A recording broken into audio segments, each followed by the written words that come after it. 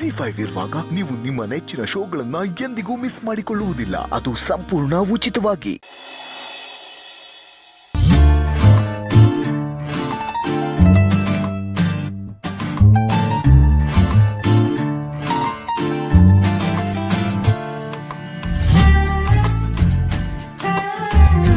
ಇದ್ಯಾರು ನಂಗೆ ಧನ್ಯವಾದಗಳು ಅಂತಿರೋದು?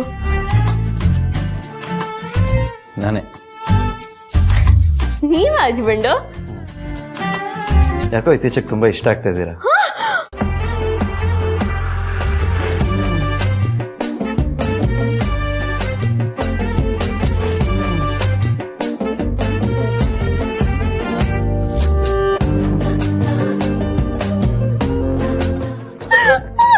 ಆಯ್ತು ಸಮಾಧಾನ ಮಾಡ್ಕೊಳ್ಳಿ.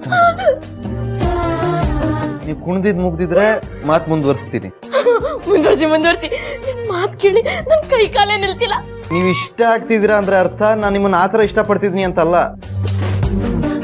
ಮತ್ತೆ ಅಂದ್ರೆ ನೀವು ಮಾಡ್ತಿರೋ ಕೆಲಸಗಳು, ನೀವು ನಡ್ಕೊಳ್ತಿರೋ ರೀತಿ ಇಷ್ಟ ಆಗ್ತಿದೆ ಅಂತ ಅರ್ಥ. ಹಸ್ಬೆಂಡು ಬಂಪರ್ ಲಾಟ್ರಿ ಅಂತ ತಗೊಂಡ್ರೆ ಪಾಪರ್ ಚೀಟಿ ಆಗೋಯ್ತಲ್ವಾ? ನನ್ನ ಮನ್ಸಲ್ಲಿ ನಿಮ್ಮ ಬಗ್ಗೆ ಯಾವತ್ತೂ ಪ್ರೀತಿ ಹುಟ್ಟಲ್ಲ. ನಿಮ್ಮನ್ನ ಹೆಂಡತಿಯಾಗಿ ಸ್ವೀಕರಿಸೋಕ್ಕೂ ಆಗಲ್ಲ ಅನ್ನೋದು ಎಷ್ಟು ಸತ್ಯನೋ, ಇತ್ತೀಚೆಗೆ ನಿಮ್ಮ ಕ್ಯಾರೆಕ್ಟರ್ ಇಷ್ಟ ಆಗ್ತಿದೆ ಅನ್ನೋದು ಅಷ್ಟೇ ಸತ್ಯ. ಅಂತ ಗನಂದಾರಿ ಕೆಲಸ ನಾನೇನ್ ಮಾಡ್ದೆ? ಇಷ್ಟು ವರ್ಷ ಮಾತು ಬಿಟ್ಟಿದ್ದಿದ್ದು ನನ್ನ ತಂದೆ ಜೊತೆ ನಾನು ಮತ್ತೆ ಮಾತಾಡೋ ಹಾಗೆ ಮಾಡಿದ್ರಿ. ಕಳೆದು ಹೋಗಿದ್ದ ಸಂಬಂಧ ನಿಮ್ಮಿಂದ ಮತ್ತೆ ಚಿಗುರೋ ಹಾಗಾಯಿತು. ಇದರಿಂದ ಸಂಬಂಧಗಳ ಬೆಲೆ ನಿಮ್ಗೆ ತುಂಬ ಚೆನ್ನಾಗಿ ಗೊತ್ತಿದೆ ಅಂತ ಎಲ್ರಿಗೂ ಅರ್ಥ ಆಯಿತು.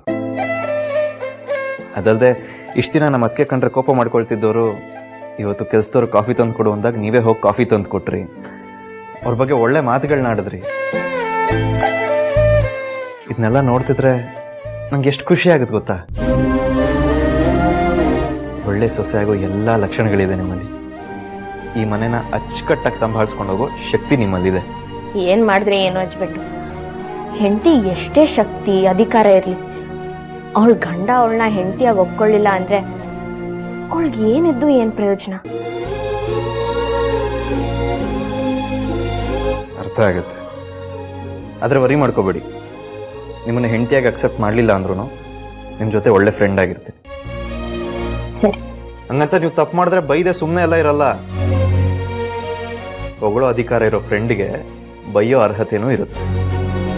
ಆಯ್ತು, ನೀವು ನನ್ನನ್ನು ಹೊಗ್ಲಿ, ಬೈರಿ, ಹೊಡೀರಿ, ಏನ್ ಬೇಕಾದ್ರೂ ಮಾಡಿ, ಆ ಅಧಿಕಾರ ನಿಮ್ಗಿದೆ. ನೀವು ಯಾವಾಗ ನನ್ನ ಕುತ್ತಿಗೆಗೆ 3 ಗಂಟೆ ಹಾಕಿದ್ರೋ ಅವತ್ತೇ ನಾನು ನಿಮಗೆ ಸಂಪೂರ್ಣವಾಗಿ ಶರಣಾಗ್ದೆ. ನೀವು ನನ್ನನ್ನು ಹೆಂಡತಿಯಾಗಿ ಒಪ್ಕೊಳ್ಳೋಕ್ಕಾಗಲ್ಲ ಅಂತ ನಾನು ನಿಮ್ಮನ್ನ ಗಂಡನಾಗಿ ಒಪ್ಕೊಳ್ಳೇ ಇರೋಕ್ಕಾಗಲ್ಲ. ಈ ವಿಷಯದಲ್ಲಿ ನಿರ್ಧಾರ ತಗೊಳ್ಳೋಕ್ಕೆ ನಿಮ್ಗೆ ಎಷ್ಟು ಸ್ವತಂತ್ರ ಇದೆಯೋ ಅಷ್ಟೇ ನನಗೂ ಇದೆ. ZEE5 ಆಪ್ ಡೌನ್ಲೋಡ್ ಮಾಡಿ ಎಲ್ಲಾ ಸಂಚಿಕೆಗಳನ್ನು ಸಂಪೂರ್ಣ ಉಚಿತವಾಗಿ ನೋಡಿ.